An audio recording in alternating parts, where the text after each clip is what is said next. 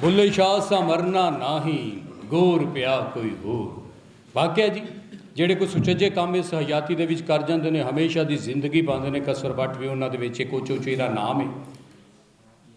ਅੱਛਾ ਜੀ, ਕਸਰ ਬੱਟ ਦਾ ਜਿਹੜਾ ਪੂਰਾ ਟੱਬਰ ਹੈ, ਖਾਸ ਤੌਰ 'ਤੇ ਜਿੰਨੇ ਵੀ ਭਰਾ ਨੇ, ਉਹਨਾਂ ਨੇ ਮੁਖਤਲਿਫ ਜਿਹੜੇ ਰੰਗ ਨੇ ਉਹਨਾਂ ਦੀ ਜ਼ਿੰਦਗੀ ਦੇ। ਸਭ ਤੋਂ ਵੱਡੇ ਮੁਕੱਦਸ ਬੱਟ ਸਾਹਿਬ ਜਿਹੜੇ ਮਹਾ ਕਲਾਕਾਰ ਨੇ, ਜਿਹੜੇ ਰੰਗ ਬੁਰਸ਼ਾਂ ਦੇ ਨਾਲ ਖੇਡਦੇ ਨੇ, ਉਹਨਾਂ ਦੀਆਂ ਬਣਾਈਆਂ ਹੋਈਆਂ ਤਸਵੀਰਾਂ ਜਾਂ ਜਿਹੜੇ ਪ੍ਰਿੰਟ ਨੇ ਜਾਂ ਜਿਹੜੀਆਂ ਵੀ ਸ਼ਕਲਾਂ ਉਹਨਾਂ ਦੀ ਸਿਆਣ ਕਰਨ ਵਾਲੇ ਬੜੀ ਚੰਗੀ ਤਰ੍ਹਾਂ ਉਹਨਾਂ ਨੂੰ ਜਾਣਦੇ ਨੇ।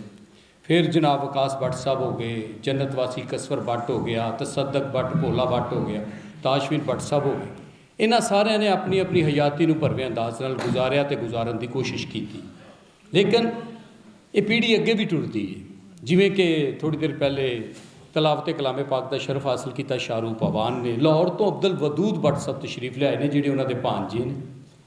ਅਬਦੁਲ ਵਦੂਦ ਭੱਟ ਹੋਰਾਂ ਨੂੰ ਵੀ ਮੈਂ ਕਹਾਂਗਾ, ਉਹਨਾਂ ਦਾ ਵੀ ਦਿਲ ਚਾਹ ਰਿਹਾ ਕਿ ਕੋਈ ਗੱਲਬਾਤ ਕਰਨ ਇਸ ਹਵਾਲੇ ਨਾਲ। ਅਗਲੀ ਪੀੜ੍ਹੀ ਦੀ ਇੱਕ ਖੂਬਸੂਰਤ ਸ਼ਕਲ ਜਨਾਬ, ਇਹਨਾਂ ਨੂੰ ਵੀ ਹਮੇਸ਼ਾ ਮੈਂ ਉਹਨਾਂ ਦੇ ਕੋਲ ਵੇਖਿਆ।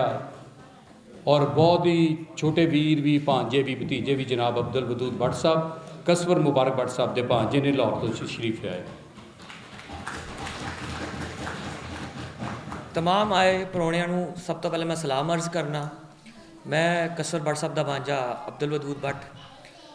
ਮਾਮੂ ਕਸਵਰ ਜਿਹੜੇ ਮੇਰੇ ਸੀ, ਉਹ ਰੂਹਾਨੀਅਤ, ਇਨਸਾਨੀਅਤ, ਦਰਵੇਸ਼ੀਅਤ ਦਾ ਇੱਕ ਇਨਸਾਈਕਲੋਪੀਡੀਆ ਸੀ, ਜਿਨ੍ਹਾਂ ਤੋਂ ਅਸੀਂ ਕਜ਼ਨਾ ਸਜਣਾ ਸਭ ਨੇ ਇਸਤਫਾਦਾ ਹਾਸਲ ਕੀਤਾ।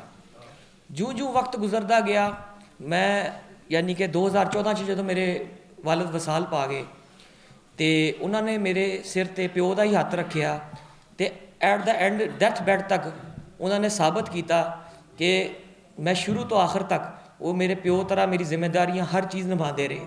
ਅਤੇ ਮੈਂ ਇੱਕ ਬੱਚਾ ਸੀ ਵਾਲਦ ਤੋਂ ਬਾਅਦ, ਅਤੇ ਉਹਨਾਂ ਨੇ ਮੈਨੂੰ ਭਾਈ ਬਣਾਇਆ ਅਤੇ ਜ਼ਮਾਨੇ 'ਚ ਖੜਾ ਹੋਣਾ ਸਿਖਾਇਆ, ਹਰ ਚੀਜ਼ ਸਿਖਾਈ। ਅਤੇ ਪੰਜਾਬੀ 'ਚ ਵੀ ਉਹਨਾਂ ਦਾ ਬਹੁਤ ਕੰਮ ਸੀ। ਮੇਰੀ ਬਦਕਿਸਮਤੀ ਹੈ ਕਿ ਮੈਂ ਇੰਗਲਿਸ਼ ਮੀਡੀਅਮ ਸਕੂਲਾਂ 'ਚ ਪੜ੍ਹਿਆ।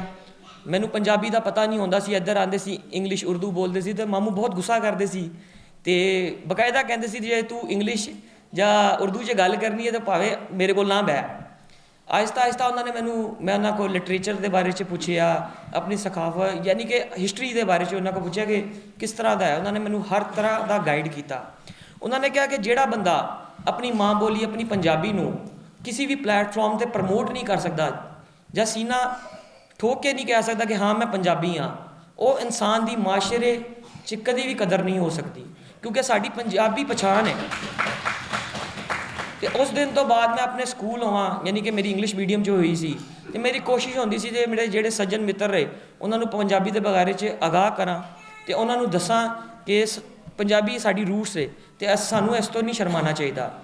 ਅਤੇ ਦੂਸਰੀ ਗੱਲ ਹੈ ਕਿ ਮੈਂ ਸਾਰੀ ਜ਼ਿੰਦਗੀ ਤੇ ਬੱਚਾ ਸੀ, ਮਾਮੂ ਵਾਸਤੇ ਕੁਛ ਨਹੀਂ ਕਰ ਸਕਿਆ, ਪਰ ਹੁਣ ਅਹਿਦ ਕਰਨਾ ਕਿ ਜਿਹੜਾ ਉਹਨਾਂ ਦਾ ਮਿਸ਼ਨ ਹੈ ਉਹਨਾਂ ਨੂੰ ਲੈ ਕੇ ਚੱਲਾਂਗੇ। ਮੇਰੇ ਕਜ਼ਨ ਵੀ ਇੱਥੇ ਬੈਠੇ ਨੇ ਅਤੇ ਇਹ ਅੱਗ ਅਤੇ ਇਹ ਮਸ਼ਾਲ ਨੂੰ ਅਸੀਂ ਲੈ ਕੇ ਟੁਰਾਂਗੇ। ਅਤੇ ਆਖਰ 'ਚ ਇਹੀ ਕਹਾਂਗਾ ਕਿ ਸਭ ਮਾਮੂ ਦੇ ਲਈ ਦੁਆ ਕਰੋ ਅਤੇ ਪੰਜਾਬ ਲੋਕ ਲਹਿਰ ਜ਼ਿੰਦਾਬਾਦ ਅਤੇ ਕਸਵਰ ਭੱਟ ਸਾਹਿਬ ਜ਼ਿੰਦਾਬਾਦ।